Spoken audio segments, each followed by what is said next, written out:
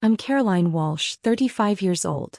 8 weeks ago, I was lying on my kitchen floor unable to move my right side, my vision blurring, while my 3-year-old son Liam stood next to me holding his favorite stuffed elephant and saying, "Mama sleeping?" over and over. I'd managed to call 911 before I collapsed, and the dispatcher stayed on the line with me, keeping me conscious while I listened to Liam's confused little voice. The paramedics arrived within 7 minutes. As they were loading me into the ambulance, one of them asked about Liam. "Who can we call for your son? He can't stay here alone." "My sister," I managed to slur. "Madison. She lives 15 minutes away." They called her from my phone while hooking me up to monitors and starting in 4. I heard her voice through the speaker, annoyed and sharp. "Caroline, what's going on?" "I'm literally walking into a spa appointment." The paramedic, a woman named Anna, spoke clearly. "Ma'am, this is Pasadena Fire Department Paramedic Services. Your sister is having a stroke. We're transporting her to Huntington Hospital immediately. She has a 3-year-old son here who needs care. Can you come get him?" There was a pause. Then Madison's voice, cold and dismissive. "A stroke? She's 35. He's probably just having a panic attack or something. She's always been dramatic." "Ma'am, this is a confirmed stroke. Left side facial drooping, right side paralysis, slurred speech. This is life-threatening. Your nephew needs someone now." "Look, I can't. Liam is autistic. He's too much work. I have plans. This isn't my problem. Caroline should have better emergency plans. Call her ex-husband or a babysitter or something." Anna's face went hard. "Ma'am, your sister may be dying." Then she should have thought about that before having a special needs kid she can't manage. "I'm not equipped to handle him. Figure something else out." The line went dead. I was crying, tears running sideways down my face. Anna looked at me with fury and compassion mixed together. "Do you have anyone else?" I shook my head. My ex-husband Derek had abandoned us when Liam was diagnosed at 18 months. Moved to Colorado, sent minimal child support, and saw Liam maybe twice a year. My father lived in Arizona, 4 hours away. I had no one. "Okay," Anna said firmly. "I'm calling a specialized pediatric emergency care service. They handle special needs children. Your son will be safe. You focus on staying with us." Through my blurred vision and scrambled thoughts, one thing became crystal clear. I had been sending my sister $5,000 every single month for 7 years. That's $420,000. I had funded her influencer lifestyle, her apartment, her spa appointments, her shopping addiction, her entire existence. And she just told paramedics that my son was too much work, while I was actively having a stroke. Before I tell you what happened when my father found out, if this story is resonating with you, I'd appreciate a like and subscribe. But only if you're genuinely connecting with it. Now let me tell you how I ended up funding my sister's Instagram perfect life while she couldn't be bothered to help when my life was falling apart. Madison and I used to be close. Growing up, she was the fun one, beautiful, charismatic, always the center of attention.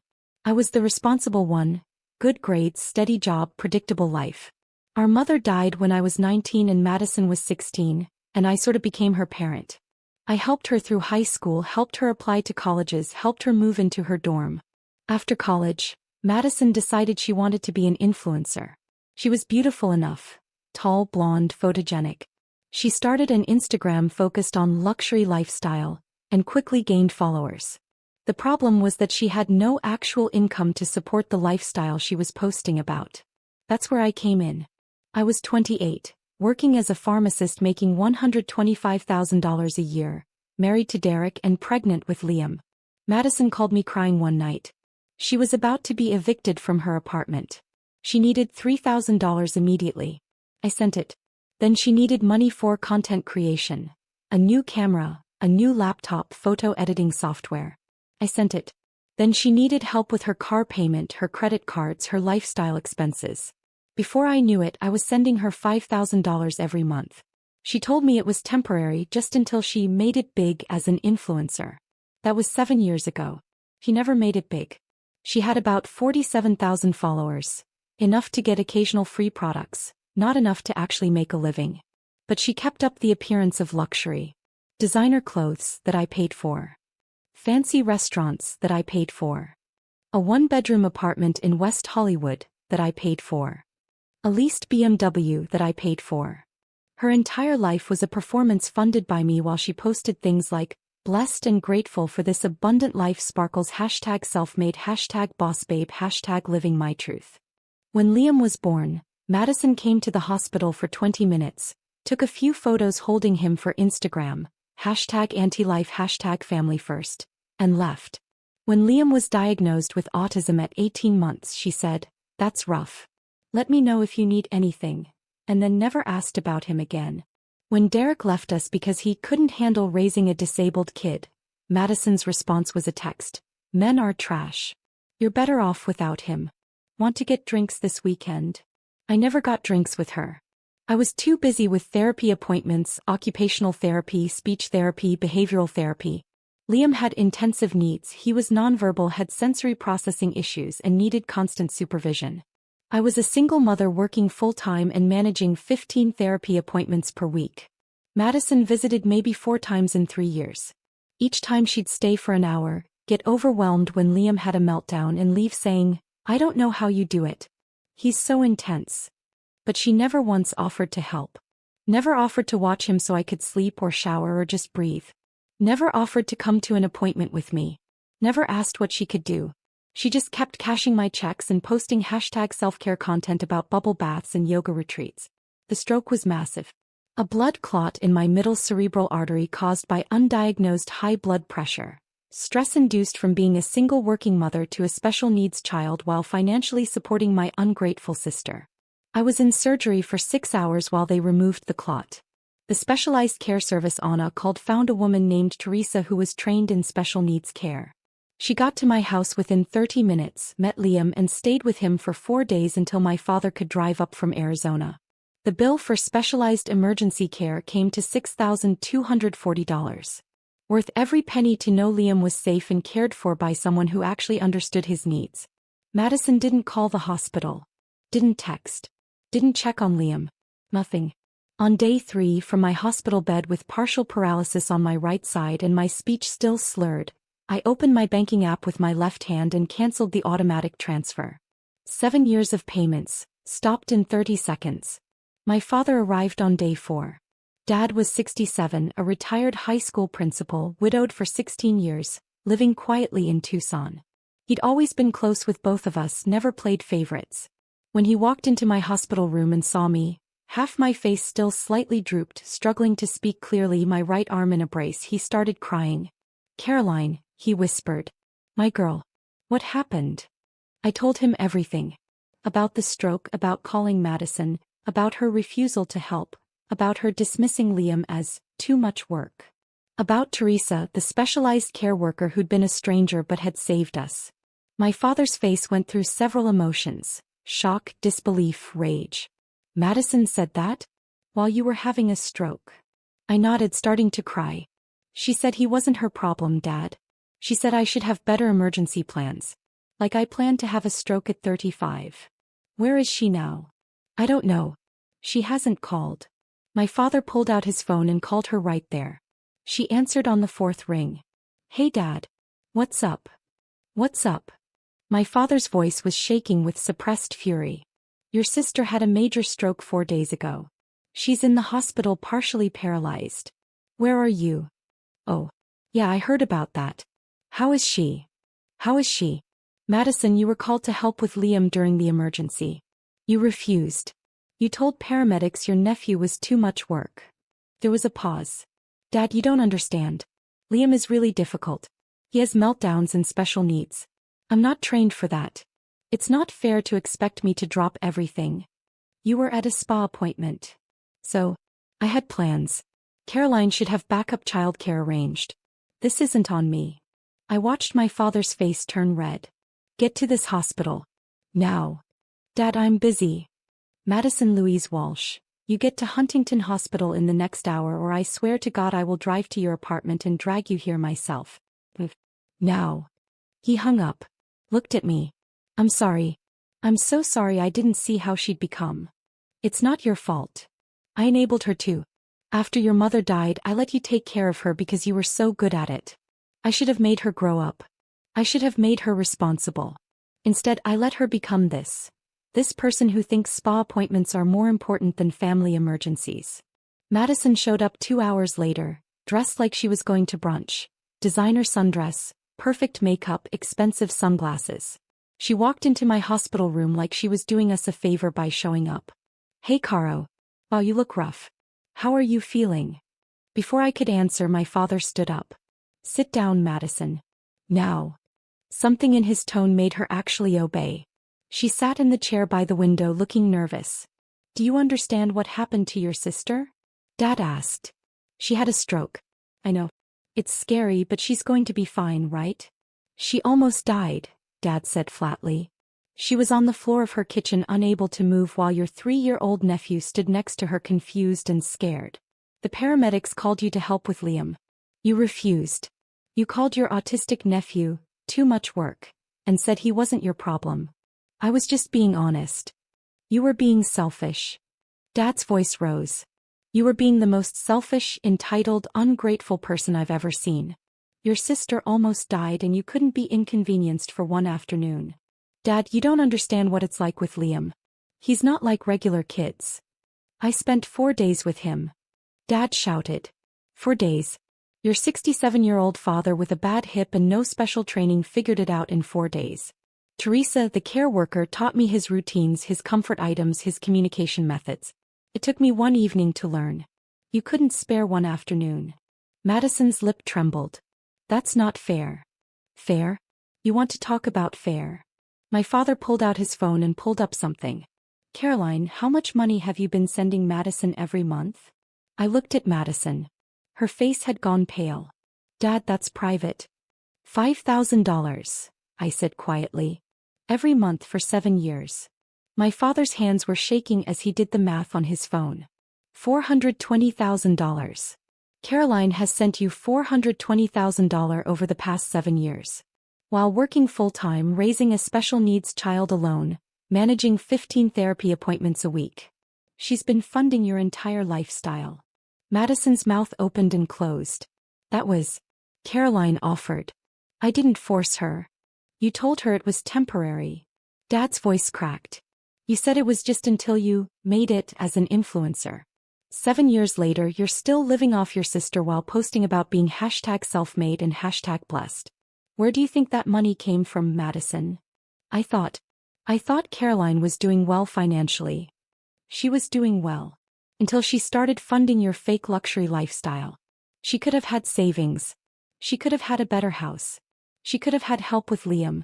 Instead, she was paying for your BMW and your designer purses and your spa appointments while she struggled alone. Tears were running down Madison's face now. "I didn't know it was that hard for her." "Because you never asked." I spoke up, my words still slightly slurred but clear enough. "You never once asked how I was managing. You never asked about Liam's appointments. You never offered to help. You just took my money and pretended your life was perfect while mine was falling apart." "Caroline, I'm sorry. You told paramedics my son wasn't your problem," I said, and my voice broke. "While I was having a stroke. While I thought I might die and leave Liam alone. You said he was too much work. He's 3 years old, Madison. He's your nephew. And he was too much work for you to handle for 1 afternoon while your sister was dying." Madison was crying hard now. I panicked. I didn't know what to do. "So you did nothing," Dad said coldly. "You chose a spa appointment over your sister's life. You chose your convenience over your nephew's safety. And you know what Caroline did? She hired specialized care from the ambulance while actively having a stroke. She made sure Liam was safe even while she was paralyzed. She's more of a parent while dying than you've ever been while healthy. I know I messed up. You didn't mess up. You showed who you are. And who you are is someone who takes $420,000 from her sister and can't give back 1 afternoon when it matters most." My father stood up and walked to the window, his back to both of us. When he spoke again, his voice was quiet and broken. "Your mother would be ashamed of you." Madison gasped like she'd been slapped. "Dad. She would be. Your mother was the most giving person I ever knew. She would have dropped everything for family. She would have been at this hospital the second she heard. And she would look at what you've become. This selfish, self-absorbed person who values spa appointments over human lives. And she would be heartbroken." "Please don't say that," Madison sobbed. I spent 16 years telling you girls that your mother's legacy was love and family. Caroline lived it. She gave everything to everyone, including you. You spit on it. You spit on your mother's memory, your sister's sacrifices, and your nephew's needs. All for what? Instagram likes? Free makeup samples? A fake lifestyle you can't actually afford. The room was silent except for Madison's crying. The money is stopped, I said quietly. I canceled the transfers. You're on your own now. Madison's head snapped up. What? Caroline, you can't. I can. I did. I almost died, Madison. I'm facing months of physical therapy. I don't know if I'll fully recover. I have a son who needs me and medical bills and therapy costs, and I can't do this anymore. I can't fund your life when you couldn't even help with mine. But my apartment, my car, my... Figure it out, Dad said harshly. Get a real job. Live within your means. Grow up. You're 32 years old and you've never actually supported yourself. It's time. Dad, please. No. I'm done too. I've been sending you $800 a month for emergencies that never seem to end. That stops today. You want to live your luxury lifestyle? Earn it yourself. Actually be the hashtag self-made person you pretend to be online. Madison looked between us, panicked. You're both cutting me off? How am I supposed to live? The way everyone else does, I said. You work. You budget. You live below your means until you can afford better.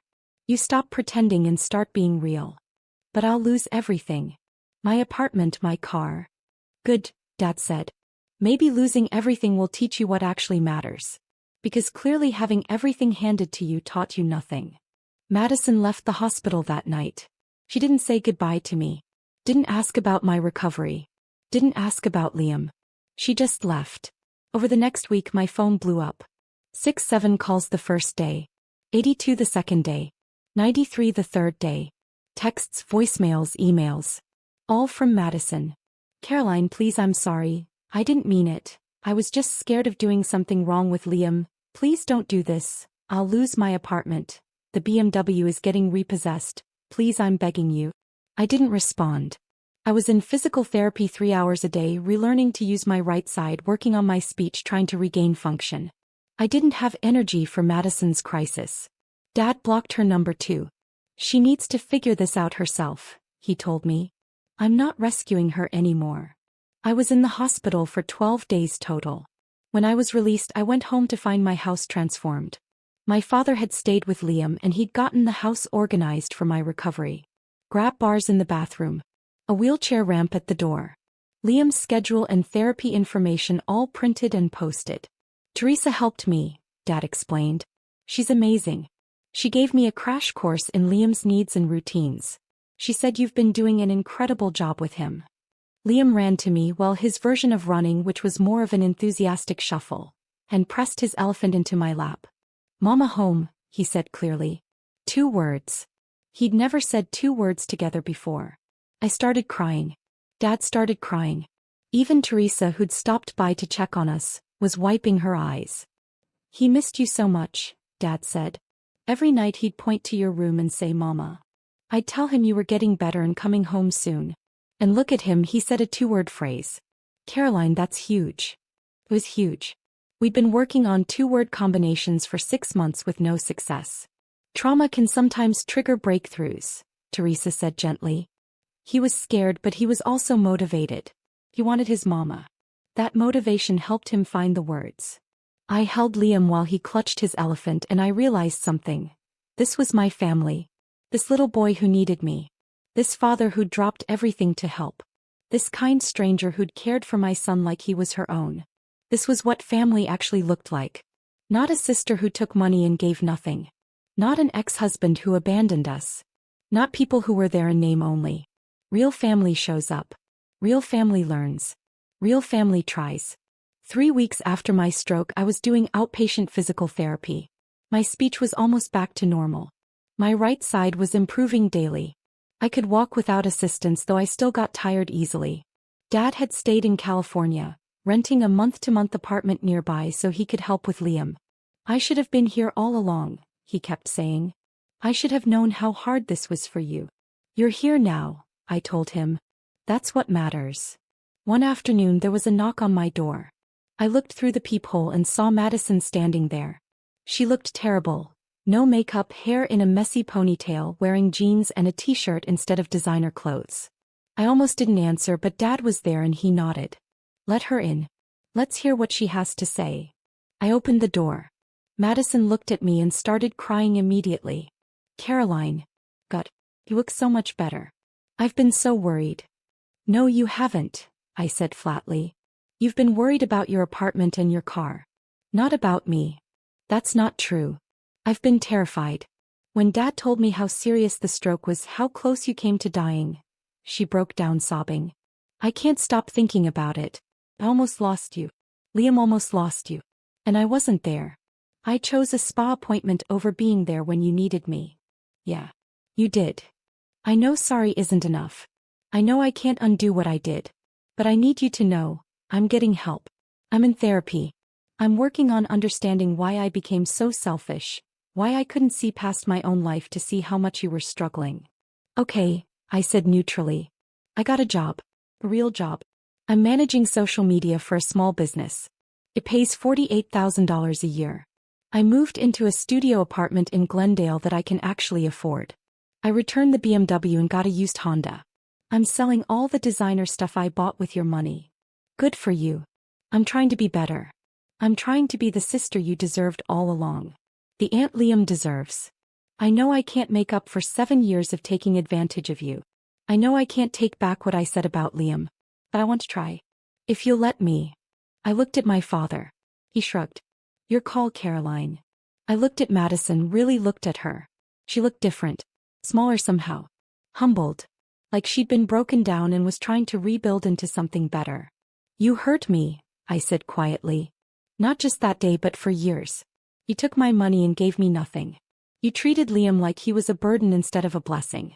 You made me feel like I was doing it all alone because I was doing it all alone. You weren't there. I know. And the worst part? I kept giving. I kept sending money because I thought that's what love was. I thought if I just gave enough, you'd eventually care about me the way I cared about you. But you never did. I did care. I just showed it terribly. I showed it by taking and taking because it was easier than actually being present. Why? I asked. Why couldn't you just be there for me? Madison sat down heavily on my couch. Because being there meant acknowledging how hard your life was. And if I acknowledged that, I'd have to acknowledge that I was part of what made it hard. I'd have to face that I was taking money you needed for Liam's therapies. That I was taking money you could have used to make your life easier. It was easier to pretend everything was fine, that you were doing great, that my taking wasn't hurting you. It was hurting me. Every month. Every time I had to choose between Liam's needs and sending you money, I chose you. Every time. I know. God, Caroline, I know. And I hate myself for it. Dad spoke up quietly. Hating yourself doesn't help, Caroline. Changed behavior helps, Caroline. You're right. Madison wiped her eyes. I want to help with Liam. Actually help. I want to learn his routines, his needs, his communication methods. I want to be an aunt he can count on. But I understand if you don't trust me. I understand if you never want to see me again. I looked at Liam, who was playing with his blocks across the room, completely oblivious to the adult drama. He deserved an aunt who loved him. He deserved family. Here's what's going to happen, I said slowly. You're going to come to one of Liam's therapy sessions with me. You're going to learn what autism actually means, what his needs are, how to support him. You're going to see what my daily life actually looks like. Hey, yes. I'll do that. Then you're going to start coming over once a week. For an hour. You're going to spend time with Liam while I supervise. You're going to learn how to be with him, how to help him, how to be actually useful. I can do that.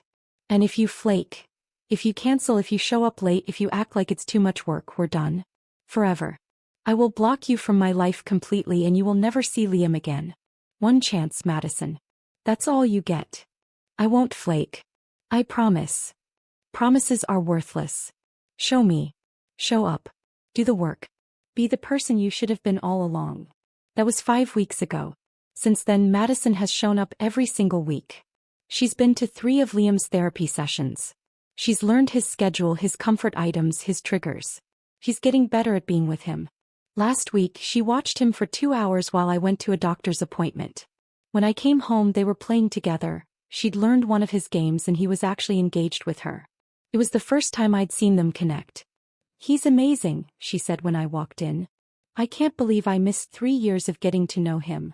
"You can't get those years back," I said. "But you can be here now." "I want to be. I really do. My recovery is ongoing. I've regained about 85% function in my right side. My speech is back to normal. I'm working reduced hours at the pharmacy, and Dad has decided to move to California permanently to help with Liam. I should have been here years ago," he keeps saying. "I should have seen how much you were carrying alone. You're here now. That's what counts." The $5,000 I'm no longer sending to Madison goes to Liam's therapy fund and my medical bills. I'm saving for the first time in 7 years. I bought Liam new sensory toys. I hired Teresa as a regular respite care provider so I can have breaks. I'm building an actual support system instead of just being a support system for everyone else. Madison's transformation hasn't been perfect. There have been moments where I see the old entitlement creeping back. A comment about missing her old life, a wistful look at designer stores. But she catches herself now. She apologizes. He's trying. Last week she posted on Instagram for the first time in months. No designer clothes, no luxury lifestyle. Just a simple photo of her and Liam playing blocks with a caption that read, "3 years late, but I'm finally learning what it means to be Auntie M to this incredible kid. Autism isn't scary or too much work. It's just different. And different is beautiful. Thank you to my sister for giving me a chance I didn't deserve. #Autistic, #AntLife, #doing better." The post got about 200 likes. A fraction of what her luxury content used to get. But she seemed genuinely happy about it. "I have real followers now," she told me. "People who actually care about substance, not just superficial stuff." "Good," I said. "Real is better than fake. Always was. I just couldn't see it." Today, 10 weeks after my stroke, I'm sitting in my backyard watching Dad push Liam on the swing. Liam is laughing, his beautiful, pure laugh that comes out when he's truly happy. Madison is here too, helping Dad with snacks and drinks, learning how to be useful. It's not the family I thought I'd have. It's smaller. It's been broken and rebuilt. It's imperfect. But it's real. People show up. People try. People learn. My father pulled me aside yesterday and said something I'll never forget. "Your mother used to say that real family isn't about perfection. It's about showing up when it's hard." Madison finally learned that lesson. It cost her everything she thought mattered to learn it. But she learned. "Do you think she'll stick with it?" I asked. "I think she's scared enough of losing you again that she'll try. And trying is all we can ask." He's right. Madison will never get back those 7 years. She'll never erase what she said about Liam. She'll never undo the pain she caused. But she's here now. Learning. Trying. Showing up. And maybe that's enough. Maybe that has to be enough. Here's what I've learned through all of this. You can give everything to people who give nothing back, but eventually your body will force you to stop. Mine forced me to stop by literally shutting down. The stroke was my body saying, enough. Cutting off toxic family isn't always permanent if they're willing to change. But the key is willing. Madison had to lose everything to become willing. Some people never get there.